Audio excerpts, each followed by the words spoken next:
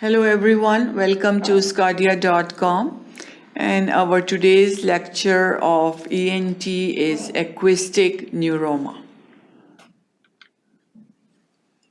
We divided our lecture into 5 sections, and in the first section we will talk about the overview of acoustic neuroma, what's the incidence of acoustic neuroma, pathology and growth of tumor, and classification of acoustic neuroma.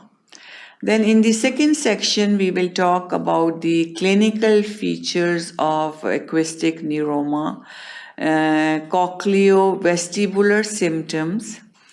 Then we will talk about the cranial nerve and brain involvement symptoms of acoustic neuroma and what are the features of raised intracranial tension as a result of acoustic neuroma.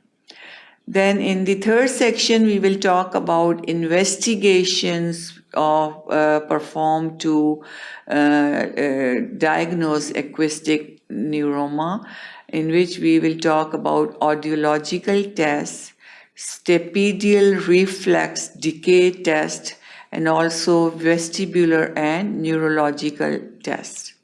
In the fourth section, we will discuss radiological tests, evoked response audiometry, also known as BERA, which is brainstem evoked response audiometry, and then the differential diagnosis of acoustic neuroma. And then in the fifth and final section, we will talk about the treatment and mainly surgical treatment and radiotherapy for acoustic neuroma. So all this will be covered in our today's lecture, acoustic neuroma. So to learn about acoustic neuroma, keep watching sqadia.com.